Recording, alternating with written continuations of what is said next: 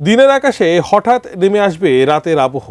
সূর্যের আলো ঢেকে দিয়ে চাঁদ যখন পুরোপুরি সামনে চলে আসবে তখন দেখা মিলবে বিরল মহাজাগতিক দৃশ্যের। 12 আগস্ট বিশ্ববাসী প্রত্যক্ষ করবে পূর্ণগ্রাস সূর্যগ্রহণ। প্রশ্ন হচ্ছে, এই দৃশ্য কি বাংলাদেশ থেকে দেখা যাবে? এই দিয়ে বিস্তারিত জানাচ্ছেন শেখ ফরিদ। মহাকাশ প্রেমীদের জন্য এক রোমাঞ্চকর ক্ষণের অপেক্ষা শেষ হতে যাচ্ছে। 12ই আগস্ট আকাশে দৃশ্যমান হবে এক বিরল পূর্ণ সূর্যগ্রহণ। 2024 সালের এপ্রিলের পর বিশ্বজুড়ে এটি প্রথম পূর্ণগ্রাস সূর্যগ্রহণ। তবে বিশেষ বিষয় হলো 1999 সালের পর ইউরোপের মূল ভূখণ্ডে এটি প্রথম পূর্ণ সূর্যগ্রহণ। আল জাজিরা জানিয়েছে, সূর্যগ্রহণের সময় চাঁদের প্রচ্ছায়ায় সূর্য প্রায় 2 মিনিট 18 সেকেন্ড পর্যন্ত সম্পূর্ণ ঢেকে থাকবে। এই পূর্ণ সূর্যগ্রহণে স্পেন, আইসল্যান্ড এবং গ্রিনল্যান্ড, রাশিয়া ও পর্তুগালের কিছু অংশের প্রায় 1.5 কোটি মানুষ এমন স্থানে থাকবেন যেখানে সূর্য সম্পূর্ণ ঢাকা পড়বে।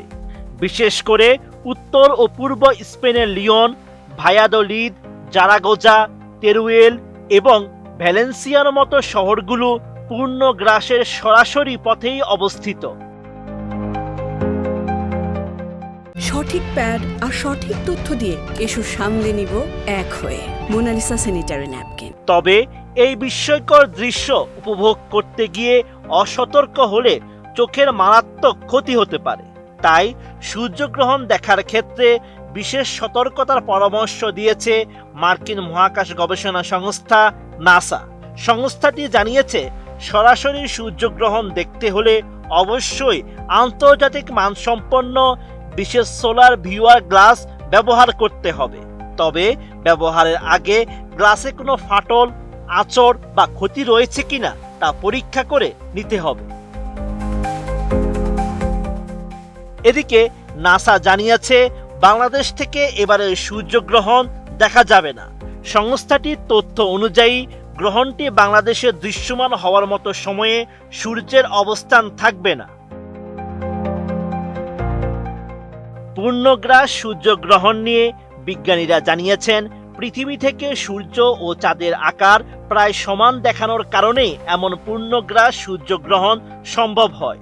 প্রতি বছর পৃথিবীতে 2 থেকে 5টি সূর্যগ্রহণ দেখা গেলেও পূর্ণ সূর্যগ্রহণ তুলনামূলকভাবে বেশ বিরল এবং শতাব্দীতে গড়ে 66 বার বা 1.5 বছরে একবার ঘটে থাকে।